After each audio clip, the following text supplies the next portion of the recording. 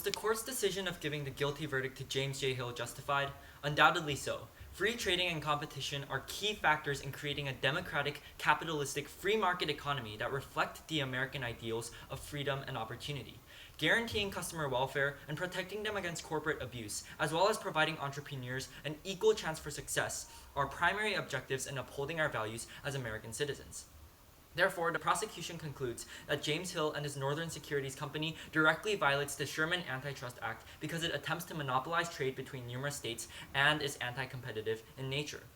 While the defendant may characterize him as a humanitarian who combined business knowledge with appeal to the masses by providing cheap transportation and agricultural knowledge to the working class and immigrants, his true nature is not so straightforward.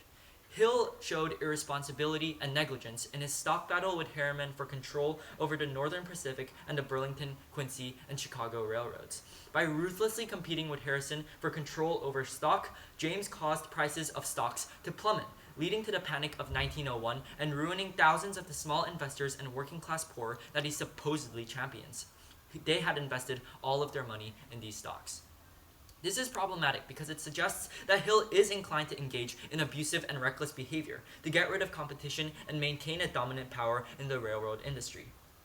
The defense may also come up to the podium and try to prove that Hill's monopoly is an innocent one achieved solely through merit and that has never and has no intention of ever engaging in nefarious dealings. Yet even if the defense is successful in doing so, the Sherman Antitrust Act can be broadly interpreted to oppose the combination of entities that could even potentially harm competition. We see that the Northern Securities Company does just this. It combines the CB and Q railroads, holding nearly all of the railroad tracks in the western United States and spanning almost 10,000 miles of railroad land. Considering that railroads are the prime form of swift transportation, this means that James Hill owns a monopoly on virtually all trade in the western United States. This violates the Sherman Antitrust Act for two reasons. It combines major railroad companies to drastically cut all competition and opportunity in the railroad industry. But secondly, it also acts as a colossal restraint on trade both in the western United States and transcontinentally. In conclusion, the prosecution concludes that James Hill is highly likely to engage in inappropriate and abusive conduct that will hurt customer welfare and competition. It further states that even if the defense can prove this is false, Hill's monopoly directly violates the Sherman Antitrust Act in that it potentially reduces competition and acts as a restraint on interstate commerce. In the words of James Hill himself, he said that if you review the commercial history, you will discover anyone who controls Oriental trade will get hold of global wealth. This is exactly what we fear. Companies cannot be allowed to have such disproportionate power over industry and trade. Therefore, we proudly support the verdict that James J. Hill is guilty of monopolistic and anti-competitive practices, and his Northern Securities Company shall be disbanded at once. Thank you. The defendant stands here to declare the accusations against James J. Hill of the violation of the Sherman Antitrust Act is false. The defense would like to prove that the client is innocent of all charges. At the conclusion of this case against our client James J. Hill, we will ask the verdict of not guilty.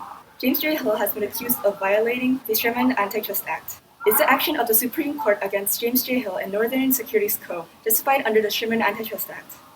The Sherman Antitrust Act is a policy prohibiting business activities that the federal government's regulators deem to be anti-competitive. James J. Hill is the largest stockholder of the Great Northern Railway and with the help of J.P. Morgan, attempting to take over Chicago, Burlington, and Quincy Railroad, which I will be referring to as CB&Q. Hill's plan was to jointly buy the CB&Q for his railroad and J.P. Morgan's Northern Pacific Railroad. But at the same time, presidents of the Union Pacific Railroad and the Southern Pacific Railroad, Edward Henry Harriman, had the same plan of buying CB&Q. James J. Hill refuses Harrison's demand for a one-third interest in the CB&Q, and hence Harrison begins to buy up the Northern Pacific stock, which Hill tries to counter by purchasing more stock. James J. Hill was ultimately successful in obtaining Northern Pacific stock and won the control of both Northern Pacific and the CB&Q. James J. Hill created the Northern Securities Company to control all three of the railroads, and many held the belief that it will become the largest company in the world and have a national monopoly over railroad traffic in the western United States. But before I talk about whether or not the actions of James J. Hill was justifiable or not, I'd like to point out the flaws of the Sherman Antitrust Act.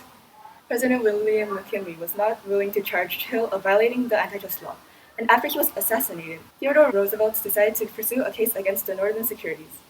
President William McKinley was an American politician and lawyer who served as the 25th President of the United States and raised protective tariffs to promote the American industry and maintain the nation on the gold standard rejection of inflationary proposals.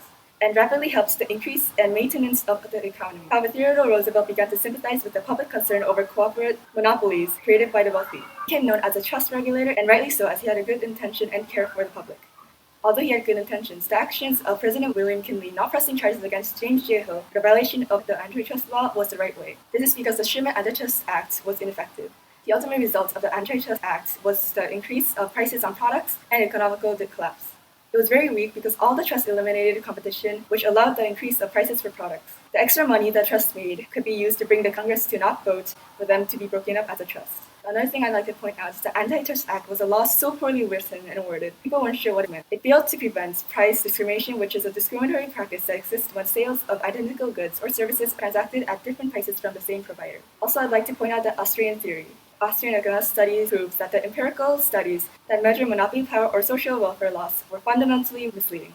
This is because business organizations who make an above-average profit were simply more efficient at managing risks, covering preferences, and reducing costs over the long run. Austrian economists also argue that the condemnation of the dominant firm in the industrial organization is highly contrived. The tax monopolist is defined as someone who misallocates resources. However, in some cases, profit is increased through lowering prices and increasing outputs, which contradicts the monopoly theory. The reason I bring up the Austrian theory is because in theory, the definition of monopolist in the case of James J. Hill is different and should be seen case by case. The defense would like to conclude with the verdict of James J. Hill as not guilty for the reason that the Sherman Antitrust Act was poorly written, ineffective, and created an opposite results, and from the reasoning, Austrian theory goes against the case of James J. Hill being the textbook monopolist. Hence, the defense would like to present the verdict of James J. Hill as not guilty and free of charge for violating the Sherman Antitrust Act.